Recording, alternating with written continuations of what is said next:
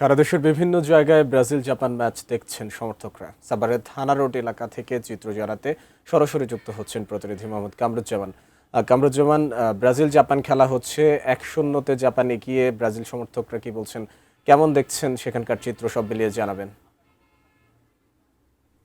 সেটি কিন্তু যে জাপান এবং ব্রাজিলের মধ্যে যে খেলা, সেটি কিন্তু উত্তেজনা কিন্তু ছড়িয়ে পড়েছে। আপনাদের ক্যামেরার মাধ্যমে যদি দেখাতে চাই, এখানে কিন্তু হাজার হাজার কিন্তু দর্শনার্থী তারা কিন্তু এসেছে এবং এখানে আপনি দেখতে পাচ্ছেন 4টি প্রজেক্টরের মাধ্যমে কিন্তু এই খেলা দেখানো হচ্ছে। আমরা যদি আপনাদের ক্যামেরার মাধ্যমে একটু দেখাতে চাই, যে এই যে এখানে আপনি দেখতে পাচ্ছেন হাজার হাজার দর্শক তারা কিন্তু এই খেলাকে উপভোগ করছে এবং সাভারের মধ্যে প্রায় 4টা প্রজেক্টর কিন্তু এখানে এই আশেপাশে দেওয়া হয়েছে। রাস্তা থেকে শুরু করে পুরো মাঠ কিন্তু আপনারা দেখতেই পাচ্ছেন, লোকে কিন্তু লোকারণ্য হয়েছে এবং যেভাবে এনজয় করছে খেলা। এবং আমরা দেখেছি যে অনেক ব্রাজিলের যারা, যেহেতু একটা গোল কিন্তু ব্রাজিলের খেয়েছে, সেক্ষেত্রে কিন্তু আমরা দেখেছি অনেক ব্রাজিলের ভক্ত তারা কিন্তু আমরা দেখেছি এখান থেকে অনেকে চলেও গেছে।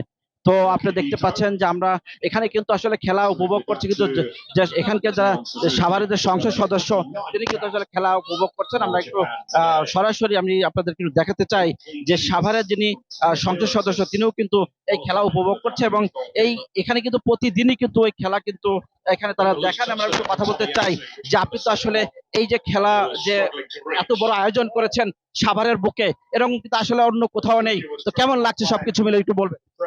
না, আমার তো খুব ভালো লাগছে। দেখেন, বেশিরভাগই এখানে ইয়াং ছেলে পেলে, লেখাপড়া জানুক না পারুক, তারা বড় পর্দায় খেলা দেখতে চায়। আর আমি এই পালসটা বুঝতে পেরেই আমি এর আগে আর্জেন্টিনা খেলা আয়োজন করেছি। আমি আর্জেন্টিনার সমর্থক, কিন্তু আমি যেহেতু জনপ্রতিনিধি হিসাবে ব্রাজিলের সমর্থকও তো আমাকে ভুল দিয়েছে। অতএব তারা যেন ভুল না বুঝে, সেই জন্য এরকম একটি বড় পর্দায় খেলা আয়োজন করেছি। আমরা চেষ্টা করবো সেমিফাইনাল ফাইনালও এটা আয়োজন করতে পারি। ইন্টারমিডিয়েটের পরীক্ষা সেটা খেয়াল রেখে হয়তো মাঠে আমরা আয়োজন করব। আমরা চাই এই খেলা অব্যাহত থাকুক। জনগণ বড় পর্দায় সবাইকে নিয়ে আমি খেলা দেখতে চাই। আমি একজন ভালো ফুটবল প্লেয়ার ছিলাম, অতএব খেলা মাঠে খেলা দেখতে ভালো।